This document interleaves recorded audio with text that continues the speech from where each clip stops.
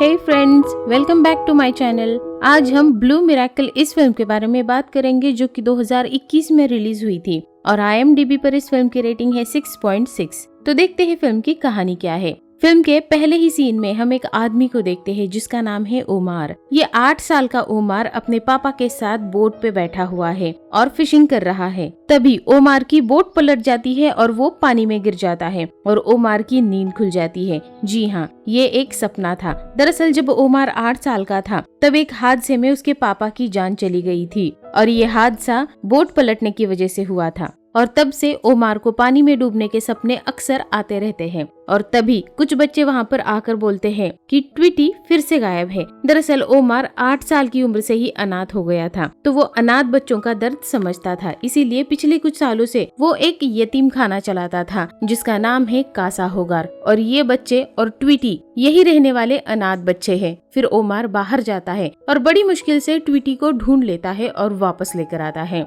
उसके बाद हम देखते हैं कि ओमार को एक बैंक से कॉल आ रहा है और ओमार उस कॉल को काट देता है। फिर ओमार ट्विटी से मिलता है और बताता है कि तुम्हें अगर गॉड से कुछ भी मांगना हो तो एक पर्ची पर लिखकर वो पर्ची इस कील की मदद से दरवाजे पर लगा दो, क्योंकि मैं ऐसा ही करता हूँ। और ट्विटी वो कील ले लेता है। फिर एक पुलिसमैन ओमार के पास आता है एक लड़के को लेकर जिसने किसी अमेरिकी मछुआरे की घड़ी चुराई थी। पुलिसमैन चाहता था कि ओमार उससे बात करके वो घड़ी उस मछुआरे को वापस दिलाते और होता भी ऐसा ही है। वो लड़का तुरंत घड़ी ओमार को दे देता है और इस लड़के का नाम है मोको। फिर दूसरी तरफ हमारी मुलाकात होती है उस कैरेक्टर से जिसकी घड़ी उस लड़के ने चुराई थी। ओमार और मोको उसे घड़ी लौटाने के लिए आते हैं, पर कैप्टन वेड मोको पर बहुत गुस्सा है क्योंकि मोको ने कैप्टन की कुछ और चीजों को भी खराब कर डाला है। इसीलिए कैप्टन मोको को माफ भी नहीं करते और गुस्से में वहाँ से चले जाने के लिए कहते हैं। फिर शहर पर बहुत काले बादल जमा होने लगते हैं और न्यूज में भी बताया जाता है कि बहुत बड़ा तूफान आने वाला है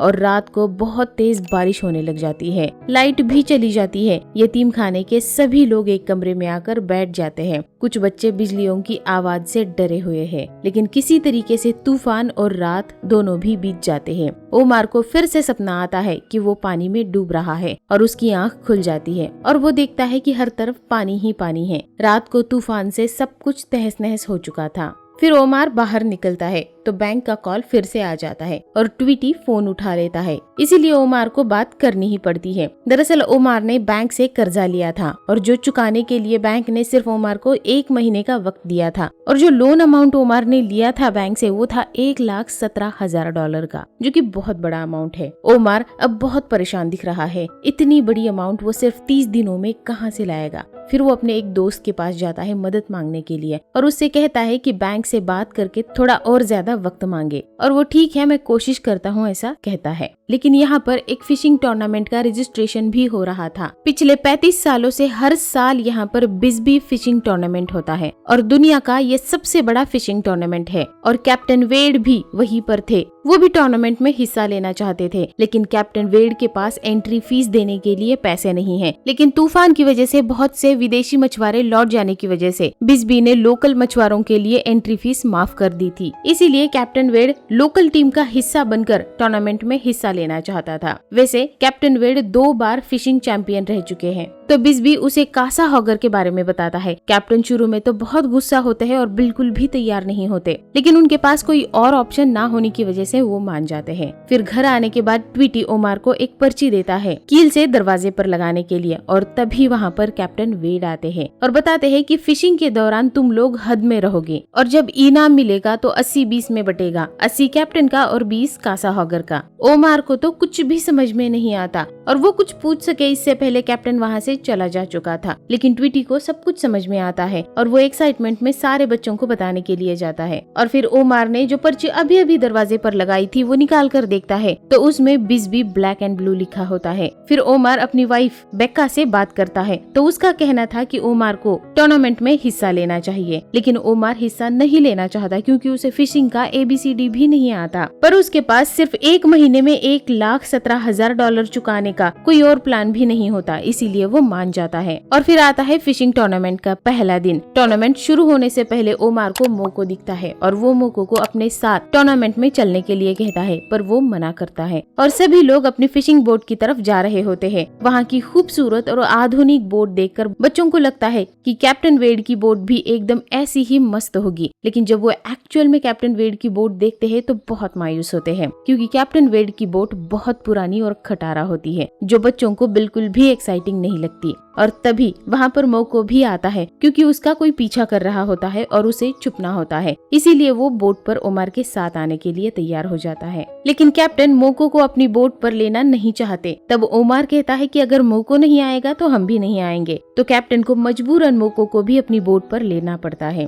और अब टूर्नामेंट शुरू हो चुका है और आज इस 3 दिन के टूर्नामेंट का पहला दिन है। सभी बोट्स समंदर में उतर चुकी है और तेजी से आगे बढ़ रही है। कैप्टन और ओमार की बोट भी हवा से बातें कर रही है। बच्चे बहुत खुश और एक्साइटेड है, लेकिन अचानक से बोट का इंजन बंद हो जाता है और सभी मायूस हो जाते हैं। लेकिन कुछ ही देर बाद इंजन शुरू कर दिया जाता है और ये लोग भी आगे बढ़ने लगते हैं। फिर इनके टीम में मोको नया है, तो मोको की यतीम खाने के बच्चों के साथ बिल्कुल भी नहीं जमती और उनमें छोटा मोटा झगड़ा होने लगता है। फिर मोको कैप्टन की कुछ चीजें देखने लगता है और तभी कैप्टन मोको पे भड़क जाते हैं और अपनी कोई भी चीज छूने से मना करते हैं और बाकी सभी बच्चों को भी कुछ भी छूने से मना करते हैं। फिर बोट पे बच्चों की तबीयत खराब होने लगती है, सिवाय मोको के। फिर ओमार मोको से फ्रेंडली होने की कोशिश करने लगता है, लेकिन मोको हमेशा की तरह अकड़ा हुआ ही रहता है और वो ओमार के बुलाने पर भी उसके यतीम खाने में नहीं रहता।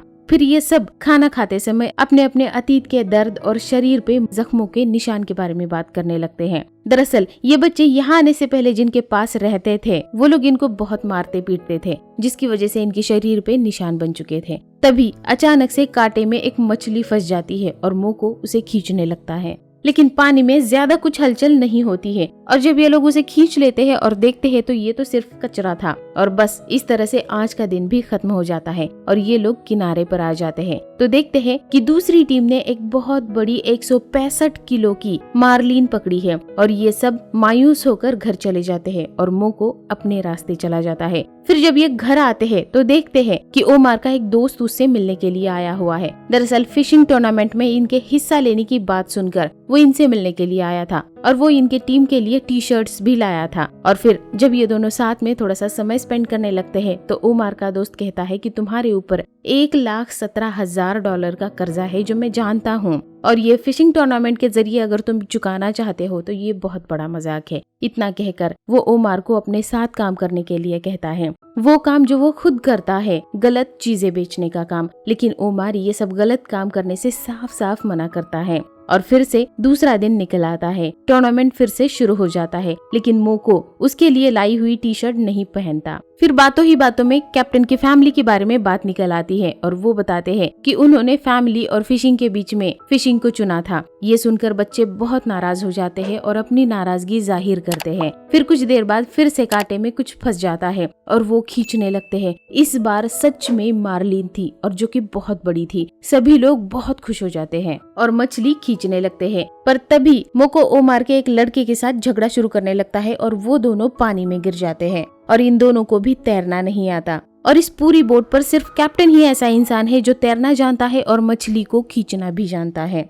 अब कैप्टन क्या करेगा, मछली खींचेगा या इन दोनों को बचाएगा? वो बड़ी मुसीबत में है और फाइनली कैप्टन पानी में कूदकर इन दोनों को बचाने लगता है और तभी शक्तिशाली और बहुत बड़ी मार्लिन इनके चंगुल से छूट जाती है। और अब कैप्टन बहुत ज्यादा हताश और गुस्सा हो जाता है और फिर आज का दिन भी खत्म हो जाता है। और बुलाने पर आज पहली बार मोको ओमार के साथ यतीम खाने में आता है और उसे यहाँ अच्छा भी लगता है। फिर रात को बेका जो ओमार की वाइफ है ओमार को बताती है कि बैंक वालों की बात बिजबी से हो चुकी है, लेकिन वो कुछ और ज्यादा समय देने से मना कर रहे हैं। और तभी ट्वीटी फिर से एक पर्चे पर ड्राइंग बना कर ले आता है। उस ड्राइंग में कैप्टन वेड ने एक बहुत बड़ी मार्लिन अपने हाथों में उठाई हुई थी और इस पर्चे को वो कील से फिर से दरवाजे पर लगाने के लिए कहता है। और फिर ओमार कैप्टन वेड के पास खाना लेकर जाता है। तब बहुत सी पर्सनल बातें भी होती है इन दोनों में और कैप्टन बताते हैं कि उसकी वाइफ उसके फिशिंग चैंपियन होने की वजह से उसकी दीवानी थी और उसका बेटा उसके जैसा बनना चाहता था और फिर वो हर साल लगातार हारता चला गया और उन दोनों ने कैप्टन को छोड़ दिया। पर आज उसके पास एक मौका था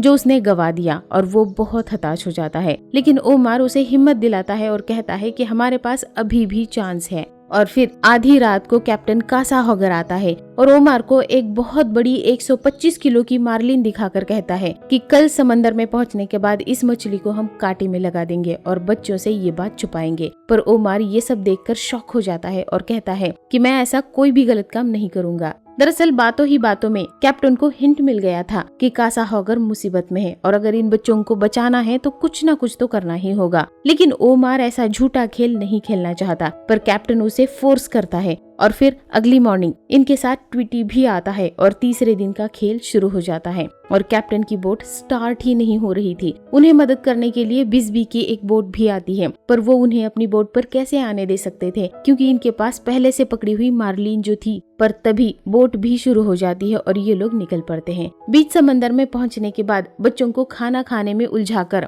ओमार और कैप्टन मछली को कांटे में फंसाने के लिए निकालते हैं और कैप्टन कांटा लाने के लिए जाता है। पर तभी ओमार को अपना रुमाल पॉकेट में रखते समय एक कील चुभ जाती है। ये कील वही थी जो ट्वीटी ने कल रात इसे दी थी और अचानक से ओमार का मन बदल जाता है और वो मार्लिन को पानी में फेंक देता है। कैप्टन बहुत गुस्सा हो जाता है और ये सब मौको भी देख लेता है और अब सब लोग उम्मीद में बैठे हैं और ओमार अचानक से बात करने लगता है और कैप्टन को थैंक्स कहकर बच्चों को थोड़ा सा मोटिवेट करने की और मछली नहीं मिलेगी ये बात बताने की कोशिश करने लगता है और बच्चे बहुत मायूस हो जाते हैं। लेकिन कुछ देर बाद एक मछली कांटे में फंस जाती है और ओमार जोर से चिल्लाता है मछली और रॉड हाथ में ले लेता है। पर तभी वो कंफ्यूज हो जाता है और अपने बचपन का फ्लैशबैक उसकी आंखों के सामने बार बार आता रहता है। तुरंत सब भाग कर आते हैं और कैप्टन ओमार को बताने लगता है कि कब ढील देनी है और कब खींचना है। ओमार परेशान है पर वो खींचने लगता है। मछली बहुत बड़ी और जोशीली है और उसे खींचना बहुत मुश्किल भरा काम है। इधर तुरंत किनारे पर भी खबर दी जाती है कि कासा हॉगर ने मछली फांस ली है। उसे खींचने के लिए ओमार अपनी पूरी जान लगा रहा है और उधर मछली भी छूटने के लिए अपनी पूरी जान लगा रही है।